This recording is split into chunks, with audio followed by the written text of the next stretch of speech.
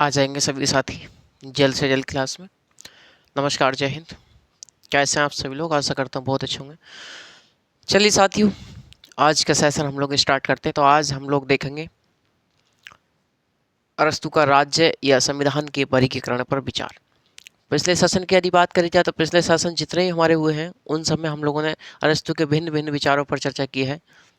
जैसे हम लोगों ने देखा कि अरस्तु के राज्य पर विचार क्या है, अरस्तु के परिवार और संपत्ति पर क्या विचार है, अरस्तु के दास प्रथा पर क्या विचार है, अरस्तु के न्याय पर क्या विचार है ना। हम इन सब बातों पर चर्चा कर चुके हैं। तो चलिए साथियों, आज का टॉपिक आप लोग डाल दीजिएगा कि अरस्तु का राज्य या संविधान के वर्गीकरण पर विचार। अरस्तु का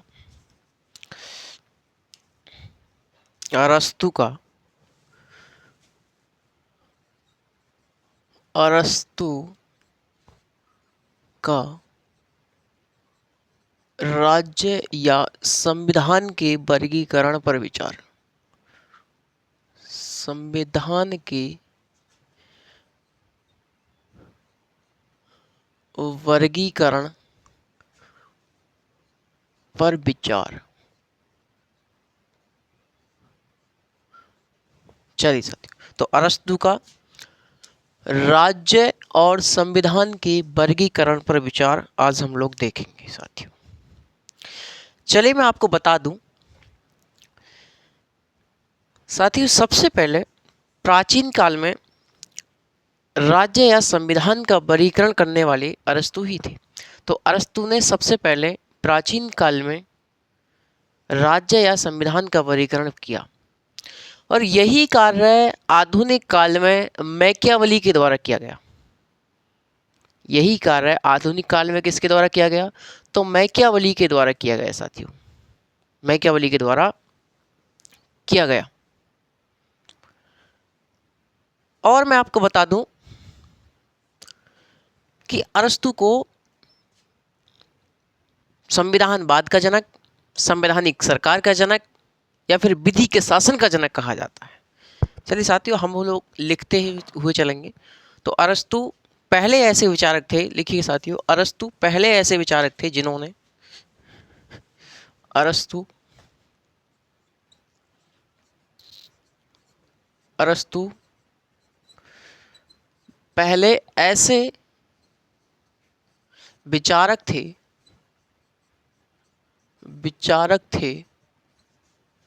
जिन्होंने जिन्होंने प्राचीन काल में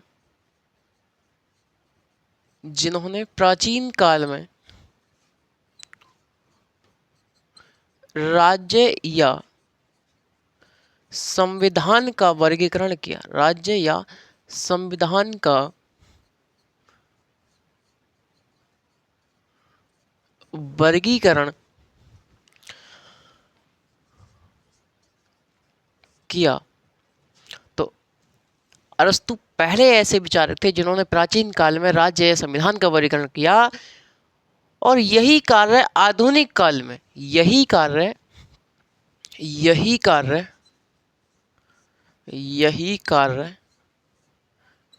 आधुनिक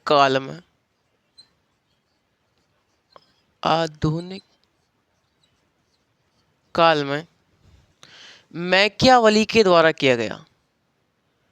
मैकियावेली के द्वारा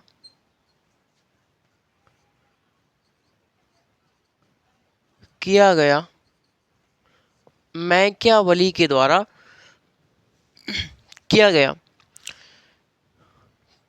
तो साथ ही ये बात आपको समझ में आई कि अरस्तु पहले ऐसे विचारक थे जिन्होंने प्राचीन काल में राज्य या संविधान का वर्गीकरण किया और आधुनिक काल में यही कार्य मैकियावेली के द्वारा किया गया।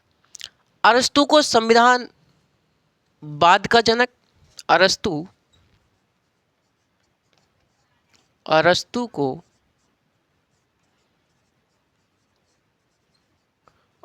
को संविधानवाद, संवैधानिक सरकार,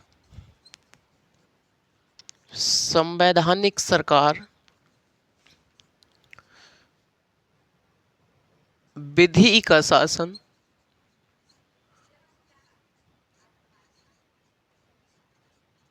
विधि का शासन का जनक कहा जाता है।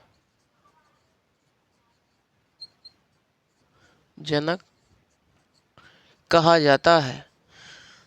तो अरस्तु को किन किन का जनक कहा जाता है? कि विधि के शासन का जनक कहा जाता है, संवैधानिक सरकार का जनक कहा जाता है, और संविधानवाद का जनक कहा जाता है साथियों, और संविधानवाद का जनक कहा जाता है,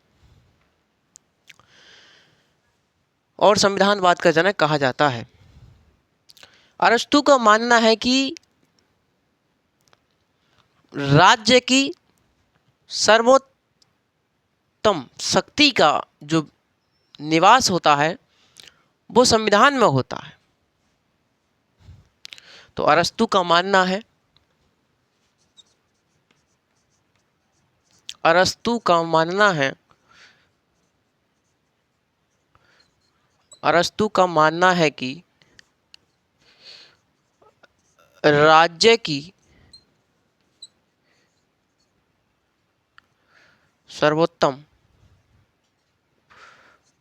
सर्वोत्तम शक्ति का निवास संविधान में होता है।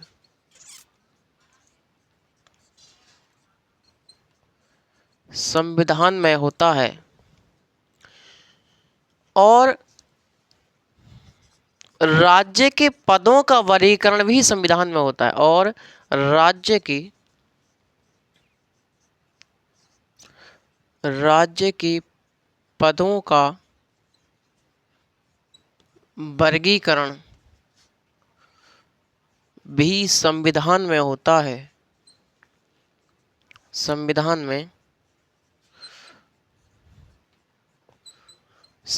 में होता है। राज्य के पदों का वर्गीकरण भी संविधान में होता है। अतः राज्य और संविधान में कोई अंतर नहीं होता था। अतः राज्य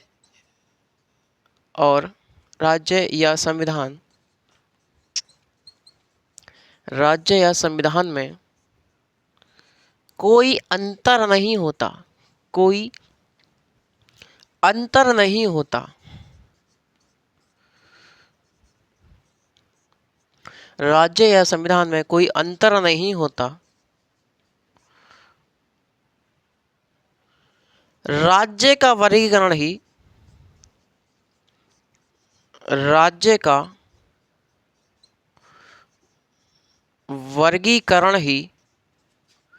संविधान का वर्गीकरण होता है। संविधान का वर्गीकरण होता है। तो ये बातें किसने बताई साथियों? ये बातें हमारे अरस्तु ने बताई। मैंने आपको क्या बताया अरस्तु के राज्य या संविधान के वर्गीकरण के बारे में? कि अरस्तु पहले ऐसे विचारक थे जिन्होंने प्राचीन काल में राज्य या संविधान का वर्गीकरण किया है, लेकिन यही कार्य आधुनिक काल में किसके द्वारा किया गया? यही कार्य आधुनिक काल में मैकियावेली के द्वारा किया गया साथियों। यही कार्य मैकियावेली के द्वारा किया गया आधुनिक काल में। अरस्तु को विधि के शासन का जनक, संवैधानिक सरकार का जनक, संविधानवाद का जनक कहा जाता है। अरस्तु का मानना है कि राज्य की सर्वोत्तम शक्ति का जो निवास होता है या सत्ता का निवास जो होता है वो संविधान में होता है। वो कहाँ होता है? वो संविधान में होता है, और संविधान में ही राज्य के पदों का वर्गीकरण भी होता है, और संविधान में ही राज्य के पदों का वर्गीकरण भी होता है। अतः राज्य और संविधान में कोई अंतर नहीं होता। अतः राज्य और संविधान में कोई अंतर नहीं होता, अर्थात राज्य का वर्गीकरण ही संविधान का वर्गीकरण माना जाता है। राज्य का वर्गीकरण ही संविधान का वर्गीकरण माना जाता है। अरस्तु के समय में एथेंस में प्रत्यक्ष लोकतंत्र की सरकार थी साथियों। अरस्तु के समय में एथेंस में, अरस्तु के समय में एथेंस में प्रत्यक्ष लोकतंत्र की सरकार थी। प्रत्यक्ष लोकतंत्र की सरकार थी। जब ये प्रत्यक्ष लोकतंत्र की सरकार एथेंस में यानी यूनान में थी अरस्तु के समय, ये जो सरकार थी भ्रष्टाचारी और अत्याचारी थी। ये सरकार कैसी थी? तथा ये सरकार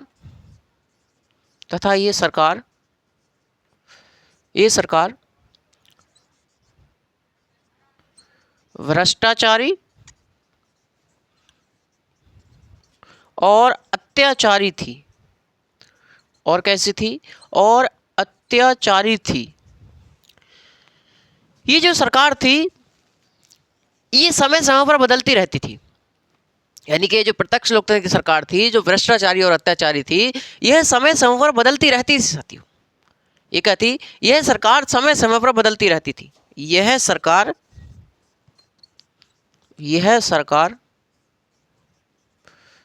समय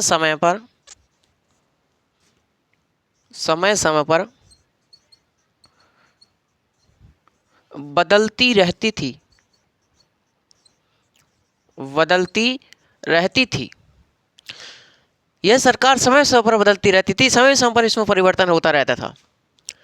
लेकिन अरस्तु को यही चिंता सताई जा रही थी कि एथेंस में एक पूर्ण स्थायित्व वाली सरकार की स्थापना कैसे की जाए। एथेंस में एक पूर्ण स्थायित्व वाली सरकार की स्थापना कैसे की जाए, अर्थात कहा जाए तो एक स्थायी सरकार की स्थापना कैसे की जाए, यही चिंता अरस्तु को सताए जा रही थी साथियों। अरस्तु ने क्या करा? अरस्तु जो थे वो अनेक देशों के भ्रमण पर निकल गए। अनेक देशों की शासन प्रणालियों का उन्होंने अध्ययन किया। कहा जाता है कि उन्होंने लगभग 158 देशों के संविधान और उनकी शासन प्रणालियों को पढ़ा।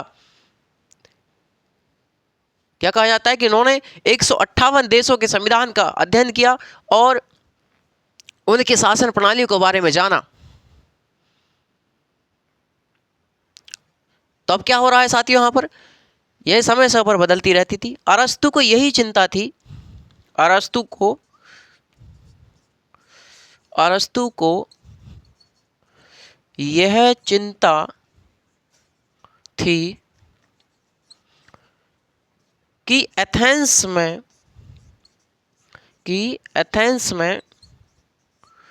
पूर्ण स्थायित्व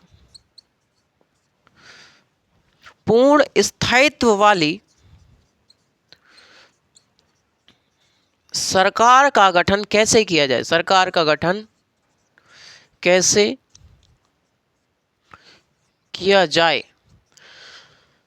तो अरस्तु को यह चिंता थी कि एथेंस में पूर्ण स्थायित्व वाली सरकार यानी कि एक स्थायी सरकार का गठन कैसे किया जाए जिसमें परिवर्तन ना हो, जो क्या हो वो समय समय पर परिवर्तित ना हो, बल्कि बस हर समय एक जैसी ही सरकार रहे। तो मैंने बताया कि आगे क्या हुआ कि अरस्तु ने लगभग 158 देशों की शासन प्रणालियों को जाना, उनके विषय में पढ़ा। तो साथियों मैं इसलिए लिखता चल रहा हूँ, आप लोग भी अपने नोट्स बनाते रहें।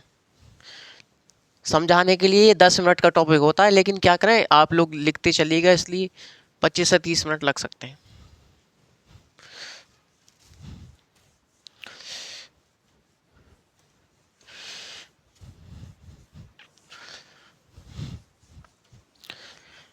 साथ ही वीडियो को शेयर करें ज़्यादा से ज़्यादा, जितना हो सके आपसे अपने स्टेटस पर लगाएं, और भी जितने आपके सोशल मीडिया के प्लेटफॉर्म हैं उन पर आप लोग वीडियो को ज़्यादा से ज़्यादा शेयर करें।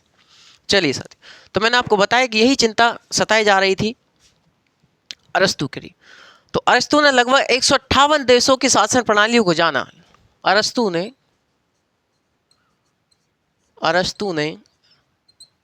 लगभग 158 देशों की शासन प्रणालियों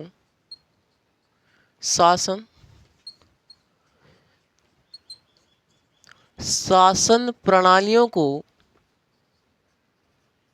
जाना।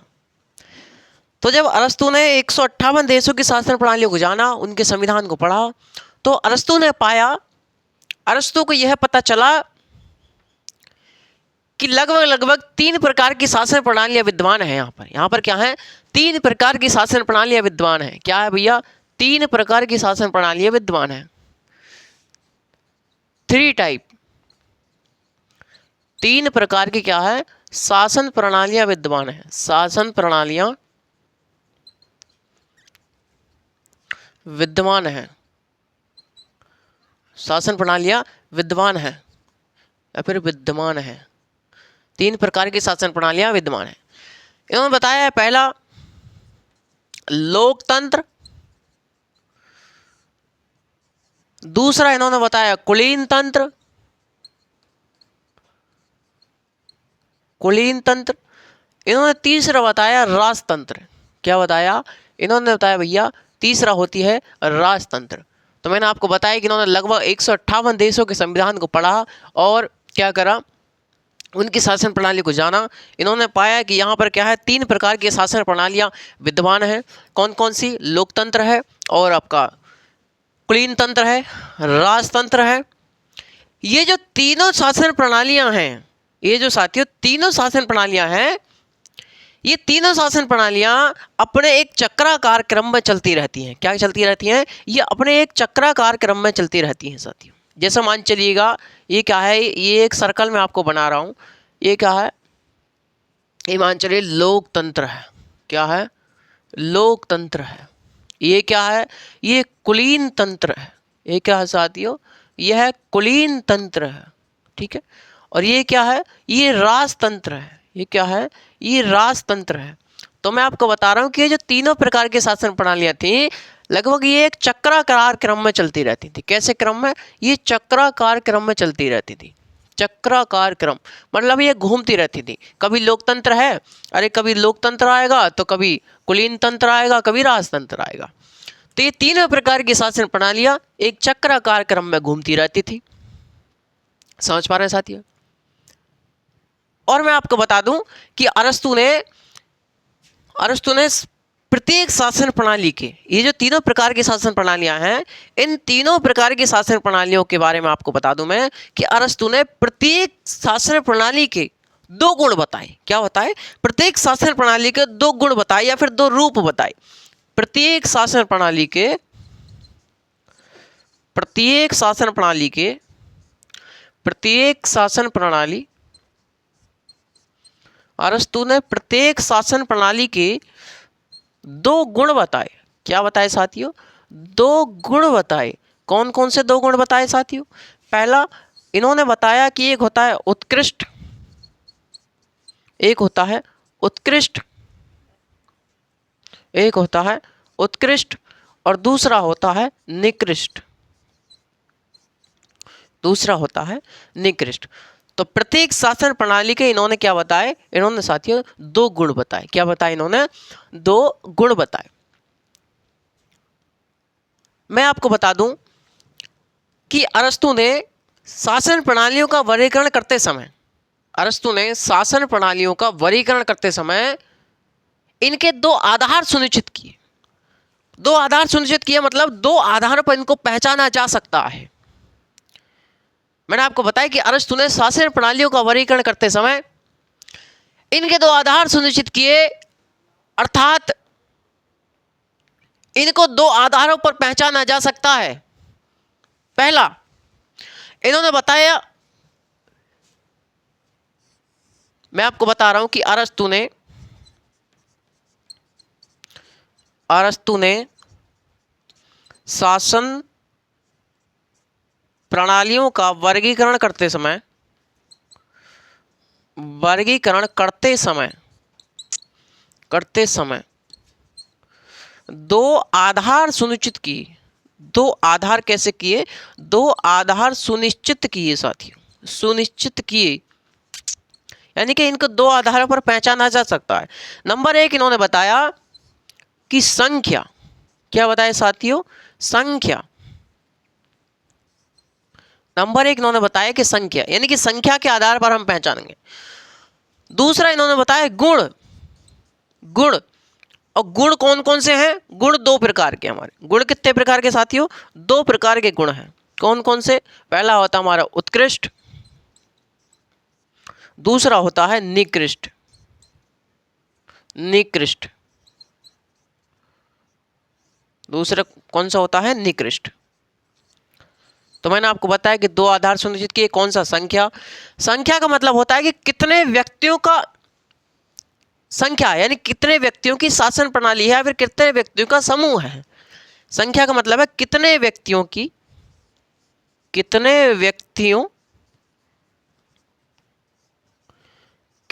व्यक्तियों की शासन प्रणाली है, शासन प्रणाली है,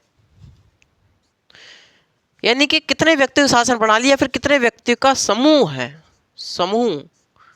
इस आधार पर हम पता लगा सकते हैं। दूसरा इन्होंने बताया कि उत्कृष्ट का क्या मतलब होता है। इन्होंने बताया उत्कृष्ट का मतलब होता है कि यदि जो शासक है, यदि शासक जनहित के बारे में कार्य करे, यानी जनहित के संबंध से कार्य, जनहित के संबंधी कार्य करे, तो वो क्या है? वो उत्कृष्ट है। इन्होंने बताया कि यदि शासक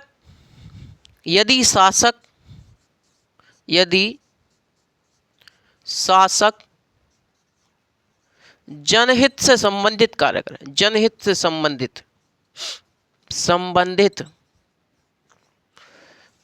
कार्य करे, जनहित से संबंधित कार्य करे, तो वो क्या है? वो उत्कृष्ट है। दूसरा इन्होंने बताया निकृष्ट। निकृष्ट में क्या है? यदि जो शासक है, यदि शासक जनहित में कार्य ना करके स्वयं के हित में कार्य करे, तो वो क्या है? वो निकृष्ट है। वो क्या है? वो निकृष्ट है। यदि शासक स्वयं के हित में कार्य करे, स्वयं के हित में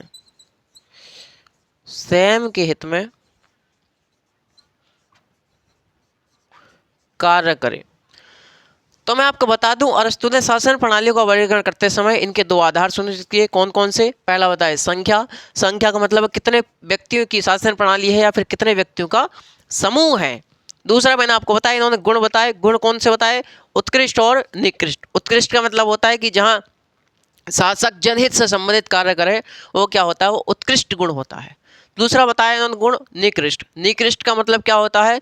निकृष्ट का मतलब होता है कि जहाँ जो शासक है वो स्वयं के हित में कार्य करता है, वो जनहित से संबंधित कार्य नहीं करता, उसे हम क्या बोलेंगे? उसे हम निकृष्ट बोलेंगे। उसे हम क्या बोलेंगे साथियों? निकृष्ट बोलेंगे। अरस्तु जो थे, अरस्तु सदैव सत्ता को जो सौंपना चाहते थे, वो मध्यम वर्ग के हाथ में सौंपना चाहते थे। ना तो वो चाहते थे कि भाई ज़्यादा अमीर लोगों के हाथ में सत्ता जाए, ना ही चाहते थे कि ज़्यादा गरीब लोगों के हाथ में सत्ता जाए। वो चाहते थे कि सदैव जो सत्ता का जो निर्धारण होना चाहिए, जो सत्ता सौंपनी चाहिए, वो हमेशा मध्यम वर्ग के लोगों में सौंपनी चाहिए। अरस्तु का मानना था कि सत्ता का मध्यम वर्ग के लिए होना ही क्या है? राज्य की उन्नति माना जाएगा। तो साथियों, अरस्तु का कथन है, अरस्तु ने यहाँ पर कथन दिया कि अरस्तु का कथन है, जरा एक मिनट में रफ कर लूं।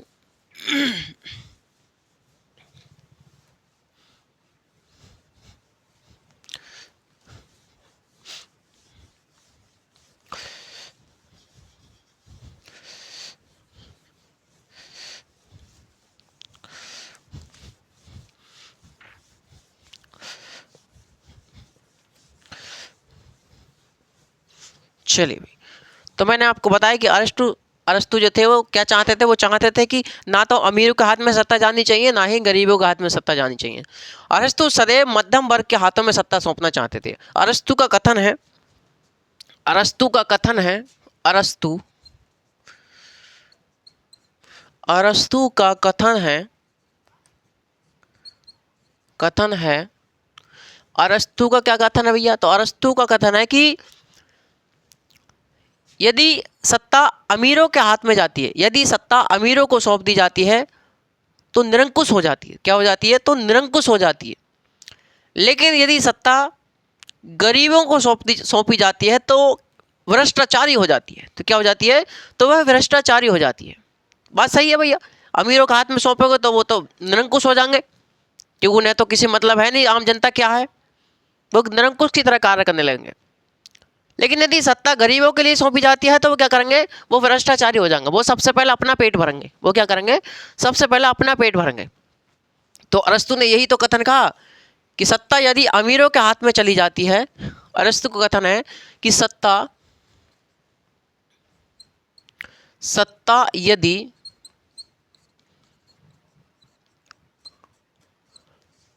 अमीरों के हाथ में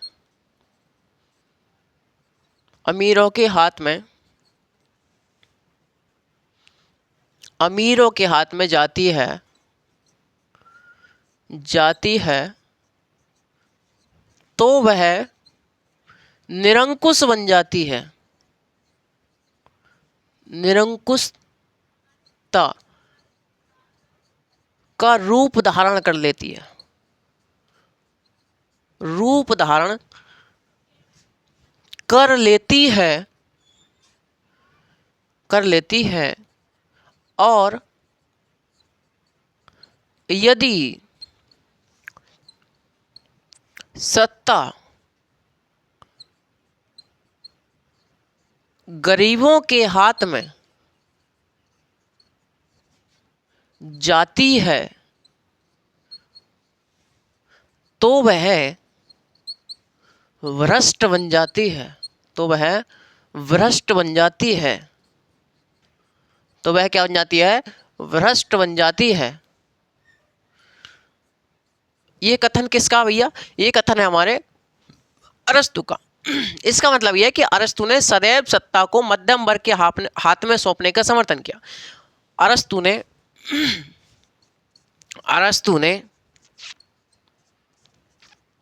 सदैव सत्ता को मध्यम वर्ग के हाथों में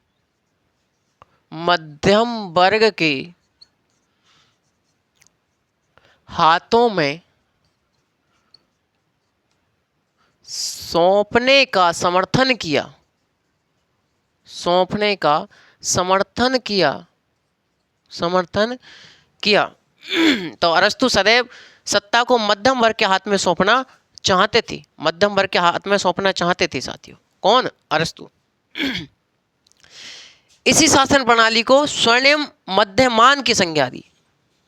तो इसी शासन प्रणाली को अरस्तु ने इसी शासन प्रणाली को अरस्तु ने इसी शासन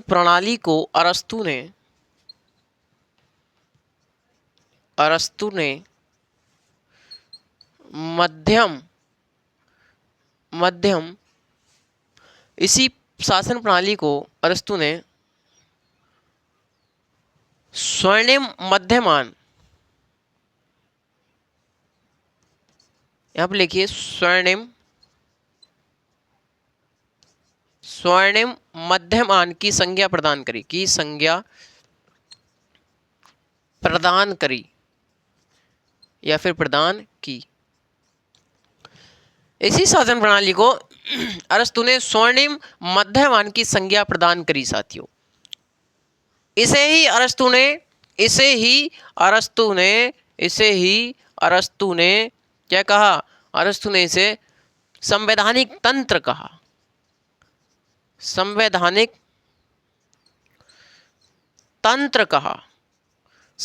तंत्र कहा। इसे ही अरस्तु ने पॉलिटी कहा। क्या कहा, पॉलिटी कहा। किसने, अरस्तु ने। अरस्तु ने सदैव मिश्रित राज्य का समर्थन किया। मिश्रित राज्य का समर्थन किया। मिश्रित राज्य का समर्थन किसने किया, तो अरस्तु ने किया। मिश्रित राज्य का समर्थन किसने किया, तो अरस्तु ने किया है। यानी कि अरस्तु जो चाहते थे, ना तो अमीरों का हाथ में सत्ता सौंपना चाहते थे, ना ही गरीबों के हाथ में सत्ता सौंपना चाहते थे। वो चाहते थे कि सत्ता जो सौंपी जाए वो सदैव मध्यम वर्ग के हाथों में सौंपी जाए। तो सत्ता को मध्यम वर्ग के हाथों में सौंपने के उन्होंने समर्थन किया है। इसे ही यानी मध्यम वर्ग वाली प्रणाली के लिए ही इसी शासन प्रणाली को अरस्तु ने स्वर्णिम मध्यमान की संज्ञा प्रदान की है और इसे ही अरस्तु ने संवैधानिक तंत्र कहा, पॉलिटी कहा और राज्य के मिश्रित शासन प्रणाली का समर्थन किया। मिश्रित मतलब ना तो गरीब होगा ना ही अमीर होगा। समझ पा रहे हैं साथी? मैंने आपको एक बात बताई थी कुछ देर पहले कि भाई अरस्तु ने क्या बताए थे, अरस्तु ने किसी भी शासन प्रणाली के दो आधार बताए थे, दो आधार सुनिश्चित किए थे। एक तो कौन से, संख्या, दूसरा गुण। तो उनके आधार पर किस किस प्रकार की शासन प्रणालियां बनती हैं वो हम लोग एक बार देख लेते हैं साथियों। मैंने आपको बताया था कि कुलीन तंत्र, राजतंत्र और लोकतंत्र। लेकिन इनमें क्या क्या पहचान रहेगी इनकी, कि उत्कृष्ट कब होगा, निकृष्ट कब होगा, लोकतंत्र या फिर राजतंत्र, वो हम लोग बात करेंगे। चलिए साथियों डाल दीजिए, पहला डालिए, मैं इसको रफ कर दूं जरा।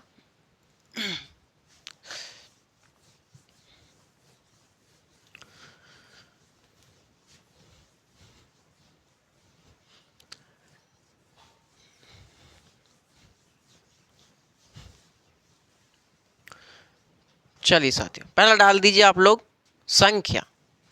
मैंने आपको बताया कि वर्गीकरण करते समय अरस्तु ने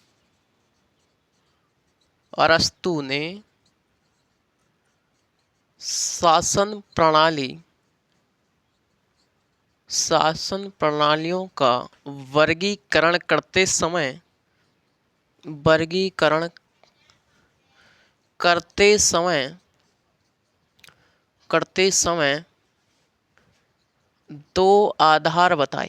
दो आधार सुनिश्चित किए।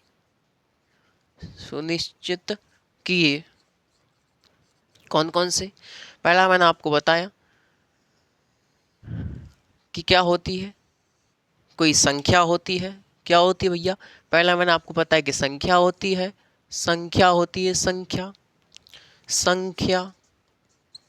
संख्या यानी कितने व्यक्तियों की शासन प्रणाली है। दूसरा मैंने आपको बताया कि गुण होते हैं। क्या होते हैं?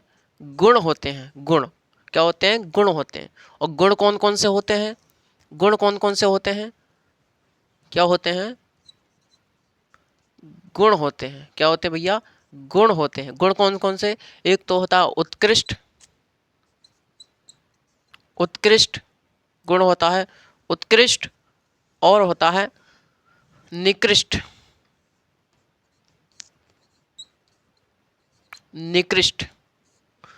और क्या होता है? निकृष्ट होता है। क्या होता है? निकृष्ट होता है। तो मैंने आपको बताया संख्या के आधार पर, मैंने आपको बताया कि जहां एक व्यक्ति का समूह हो, जहां एक ही व्यक्ति का समूह हो, जहां एक व्यक्ति का शासन हो या फिर एक व्यक्ति का समूह, जहां एक व्यक्ति का शासन हो। नंबर एक, जहां एक व्यक्ति का शासन हो, जहां एक व्यक्ति का शासन हो,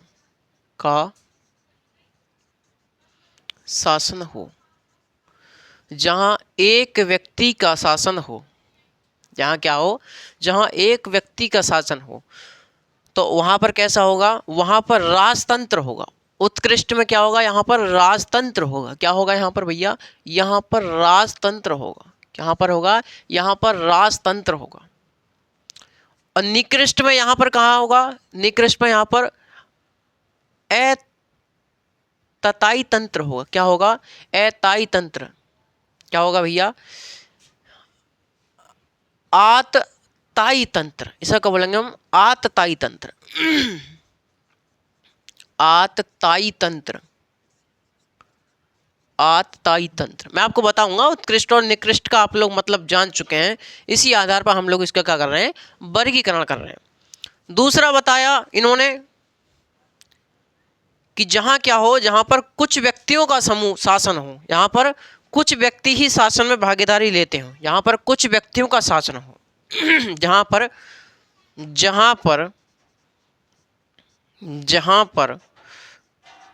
कुछ व्यक्तियों का शासन हो, जहां पर कुछ व्यक्तियों का शासन हो, वहां क्या होगा? वहां पर कुलीन तंत्र होगा। वहां पर क्या होगा साथियों? कुलीन तंत्र होगा। और निकृष्ट में क्या होगा, यहाँ पर वर्ग तंत्र बोल दें, यहाँ पर साथियों वर्ग तंत्र बोल दें, यहाँ पर गुट तंत्र बोलते हैं। क्या बोलते हैं, गुट तंत्र बोल दें। और जहां बहुत सारे व्यक्तियों का शासन में भागीदारी हो, या फिर बहुत सारे व्यक्तियों का शासन हो, बहुत सारे व्यक्तियों का शासन हो। नंबर 3, बहुत सारे व्यक्तियों का शासन, बहुत सारे व्यक्तियों का शासन, यानी कि बहुत से व्यक्तियों का शासन हो, यानी कि बहुत से व्यक्ति शासन में भागीदारी लेते हों। वहाँ क्या होगा, वहाँ पर लोकतंत्र होगा। क्या होगा साथियों, वहाँ पर लोकतंत्र होगा। लेकिन निकृष्ट में क्या होगा, यहाँ पर भीड़ तंत्र होगा। क्या होगा, भीड़ तंत्र होगा, भीड़ तंत्र। अब आप लोग जानते हो कि भैया हमने आपको बताया है कि उत्कृष्ट और निकृष्ट के आधार पर कैसे हम वर्गीकरण करेंगे। मैंने आपको बताया कि 2 आधार पर हम वर्गीकरण करते हैं, संख्या के आधार पर और गुणों के आधार पर। संख्या, जहाँ एक व्यक्ति का शासन हो, वहाँ पर गुण कैसा होगा, वहाँ पर गुण होगा निकृष्ट गुण होगा। कैसा गुण होगा, निकृष्ट गुण होगा। निकृष्ट का मतलब उत्कृष्ट गुण होगा। कैसा होगा, उत्कृष्ट गुण होगा। और उत्कृष्ट का कैसा गुण होगा, राजतंत्र होगा। उत्कृष्ट में कैसा, राजतंत्र। यानी कि उत्कृष्ट का मतलब क्या है कि जहां शासक जनहित के लिए कार्य करे, और जहां शासक यानी एक व्यक्ति का जहां शासन है और वो यदि जनहित से संबंधित कार्य कर रहा है, तो वो क्या है, वो राजतंत्र है। वो क्या है, राजतंत्र है। और यदि जहां एक व्यक्ति का शासन है और वह निकृष्ट मतलब वह शासक जो है वो अपने लिए स्वयं के लिए कार्य कर रहा है, स्वयं के लाभ के लिए कार्य कर रहा है, तो आतताई तंत्र कहलाएगा। क्या कहलाएगा, वह आतताई तंत्र कहलाएगा। ये बात आप लोग समझ में आई कि जहां एक व्यक्ति का यदि शासन है तो वहां पर यदि उत्कृष्ट गुण है तो वहां पर क्या होगा, राजतंत्र होगा। वहां पर क्या होगा, राजतंत्र होगा। अर्थात यहां पर जो शासक है वो जनता के हित में कार्य कर रहा है, जनता के लिए कार्य कर रहा है। यदि एक ही व्यक्ति का शासन है और उसमें निकृष्ट गुण है, कैसा गुण है, यदि उसमें निकृष्ट गुण है तो वो क्या है, वो आतताई तंत्र कहलाएगा। आतताई तंत्र कहलाएगा। अर्थात यहाँ पर जो शासक है वो जनता के लिए कार्य नहीं कर रहा, बल्कि वो है अपने स्वयं के लाभ के लिए कार्य कर रहा है। कौन, शासक। अगला, संख्या के आधार पर जहां कुछ व्यक्तियों का शासन हो, जहां कुछ व्यक्ति ही शासन में भागीदारी लेते हों, वहां क्या कहलाता है, वो कुलीन तंत्र होता है। उत्कृष्ट के हिसाब से क्या बोलता है, कुलीन तंत्र। अर्थात यहां पर जनता के लिए कार्य किया जाएगा। और वहीं जनता के लिए कार्य नहीं किया जा सकता है, कुछ व्यक्ति जो कुलीन तंत्र कहला रहा है। जहां पर जनता के लिए कार्य नहीं किया जाएगा वह वर्ग तंत्र या फिर गुट तंत्र कहलाता है। वर्ग तंत्र यानी गुट तंत्र। निकृष्ट रूप क्या होगा कुलीन तंत्र का, वर्ग तंत्र या फिर गुट तंत्र। अर्थात यहाँ पर जो कुछ व्यक्ति शासन में है वह अपने लिए कार्य कर रहे हैं, अपने लाभ के लिए कार्य कर रहे हैं, बल्कि जनता के लिए कार्य नहीं कर रहे। यदि जनता के लिए कार्य करते तो कुलीन तंत्र कहलाता। ऐसे ही बहुत सारे व्यक्ति जब शासन में भागीदारी लेते हैं तो वहाँ पर लोकतंत्र होता है। उत्कृष्ट गुण कौन सा होता है, लोकतंत्र होता है। और निकृष्ट गुण कौन सा होता है, उसका भीड़ तंत्र होता है। क्या होता है, भीड़ तंत्र होता है। अर्थात यहाँ पर लोकतंत्र में जनता के लिए कार्य किया जाएगा, यहाँ पर जनता के लिए कार्य ना करके कुछ लोग अपने स्वयं के लाभ के लिए कार्य कर लेंगे, तो यहाँ पर भीड़ तंत्र कहलाएगा। साथ ही यह अरस्तु के शासन प्रणालियों को वर्गीकरण करते समय राज्यों को 2 आधार पर वर्गीकृत किया, यानी कि 2 आधार पर उनको सुनिश्चित किया वर्गीकरण करने के लिए। चलिए साथी, तो मैंने आपके लिए आज बताया कि अरस्तु का राज्य या संविधान पर विचार तो अरस्तु का राज्य या संविधान पर विचार मैंने आपको बताया। क्या मैंने आपको बताया कि अरस्तु पहले, देखिए 2 मिनट में आपको रिवीजन करा दूं, अरस्तु पहले ऐसे राजनीतिक विचारक थे जिन्होंने प्राचीन काल में राज्य या संविधान का वर्गीकरण किया, और यही कार्य मैकियावेली ने आधुनिक काल में किया। यही कार्य मैकियावेली ने आधुनिक काल में किया।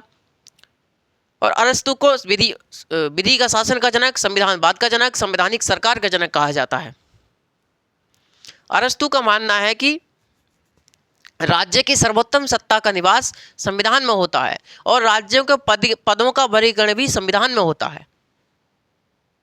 अतः राज्य और संविधान में कोई अंतर नहीं होता। अर्थ है राज्य और संविधान में कोई अंतर नहीं होता, अर्थात राज्य का वर्गीकरण ही संविधान का वर्गीकरण कहलाता है। राज्य का वर्गीकरण ही संविधान का वर्गीकरण कहलाता है। साथियों, जिस समय अरस्तु थे, अरस्तु के समय में एथेंस में यानी यूनान में कैसी लोकतंत्र की सरकार थी? प्रत्यक्ष लोकतंत्र की सरकार थी। ये जो प्रत्यक्ष लोकतंत्र की सरकार थी, यह भ्रष्टाचारी और अत्याचारी थी तथा ये समय समय पर बदलती रहती थी। अरस्तु इसी बात में चिंता में थे कि यहाँ पर एथेंस में एक पूर्ण स्थायित्व वाली सरकार की स्थापना कैसे की जाए, अर्थात यहाँ पर पूर्ण स्थायी सरकार की स्थापना कैसे की जाए।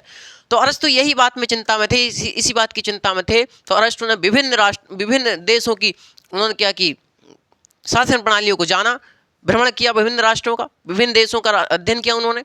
तो लगभग 158 देशों की शासन प्रणाली को उन्होंने जाना, उनके संविधान को जाना। तो अरस्तु ने वहाँ पर देखा कि 3 प्रकार की शासन प्रणालियाँ मौजूद हैं। पहला राजतंत्र, दूसरा कुलीन तंत्र और लोकतंत्र। और यही तीनों जो शासन प्रणालियाँ हैं, यही तीनों एक चक्राकार क्रम में घूमती रहती है। कभी ये है, कभी वो है, कभी ये है। तो तीनों चक्राकार क्रम में घूमती रहती हैं। अरस्तु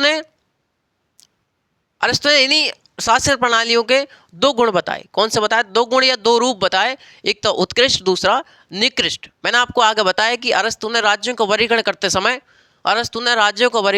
समय शासन प्रणालियों के 2 रूप सुनिश्चित किए, यानी कि शासन प्रणालियों के 2 गुण सुनिश्चित किए। क्या किए? 2 गुण सुनिश्चित किए या फिर 2 आधार सुनिश्चित किए। साथियों, 2 आधार सुनिश्चित किए। 2 आधारों पर बांटा शासन प्रणाली को। पहला संख्या के आधार पर, दूसरा गुणों के आधार पर। संख्या के आधार पर कितने लोगों का क्या है, कितने लोगों की शासन प्रणाली है, कितने व्यक्तियों का शासन में भागीदारी है, उस आधार पर। दूसरा मैंने आपको बताया गुणों के आधार पर, उत्कृष्ट और निकृष्ट। उत्कृष्ट क्या होता है? उत्कृष्ट वह होता है जहां पर शासक जनता के हित में कार्य करता है। निकृष्ट वह होता है जहां शासक जो अपने स्वयं के हित के लिए कार्य करता है, जनता के लिए कार्य नहीं करता है। साथियों, अरस्तु जो थे, वह अरस्तु सत्ता को सदैव मध्यम वर्ग के हाथ में सौंपना चाहते थे। ना तो वह अमीर लोगों के हाथ में सत्ता सौंपना चाहते थे, ना ही वह गरीब लोगों के हाथ में सत्ता सौंपना चाहते थे। वही अरस्तु का कथन है। अरस्तु ने कथन दिया कि यदि सत्ता अमीर लोगों के हाथ में चली जाए तो वह निरंकुश बन जाती है। यदि सत्ता गरीब लोगों के हाथ में चली जाए तो वह क्या बन जाती है? वह भ्रष्टाचारी बन जाती है, वह भ्रष्ट बन जाती है। तो साथियों, अरस्तु सदैव सत्ता मध्यम वर्ग के हाथ में सौंपने का समर्थन किया अरस्तु ने, और इसी शासन प्रणाली को अरस्तु ने, जो मध्यम वर्ग के हाथ में सौंपना चाहते थे, इसी शासन प्रणाली को अरस्तु ने स्वर्णिम मध्यमान की संज्ञा प्रदान करी। स्वर्णिम मध्यमान की संज्ञा प्रदान करी। संवैधानिक सरकार, संवैधानिक तंत्र या संवैधानिक सरकार इसको ही कहा। और अरस्तु मिश्रित राज्य पर विश्वास करते थे, मिश्रित राज्य की शासन प्रणाली पर विश्वास करते थे। मिश्रित मतलब ना तो अमीर है ना ही गरीब है, क्या है? मध्यम है। क्या है? मध्यम है। तो अरस्तु मिश्रित राज्य की प्रणाली, शासन प्रणाली पर विश्वास किया करते थे। समझ पा रहे हैं साथी? मैंने आपको बताया कि अरस्तु ने वर्गीकरण किया किन के आधार पर? संख्या के आधार पर और गुणों के आधार पर राज्यों को। संख्या के आधार पर मैंने बताया कि जहाँ एक व्यक्ति का शासन होता है वहाँ पर गुण कैसा होता है? उत्कृष्ट गुण। अगर उत्कृष्ट गुण है तो क्या कहलाएगा? राजतंत्र कहलाएगा। यदि निकृष्ट गुण है तो क्या कहलाएगा? आततायी तंत्र कहलाएगा। जहाँ कुछ व्यक्तियों का शासन है, यदि गुण उसमें उत्कृष्ट है तो कुलीन तंत्र कहलाएगा। यदि गुण उसमें निकृष्ट है तो वर्गतंत्र या फिर गुट तंत्र कहलाएगा। और यदि जहाँ पर बहुत सारे व्यक्तियों का शासन है, बहुत से व्यक्ति शासन में भागीदारी ले रहे हैं, तो वहाँ पर यदि उत्कृष्ट गुण है तो क्या कहलाएगा? लोकतंत्र कहलाएगा। यदि वहाँ पर निकृष्ट गुण है तो उसे भीड़ तंत्र कहा जाएगा। क्या कहा जाएगा? भीड़ तंत्र कहा जाएगा। तो साथियों, आज का जो टॉपिक था हमारा वो था अरस्तु का राज्य और संविधान का वर्गीकरण। चलिए साथियों, आज के लिए मैं यही विदा चाहता हूँ। बने रहिएगा, मस्त रहिए, खुश रहिए। FM गोल्ड परिवार सदैव आपके साथ है। नमस्कार, जय हिंद।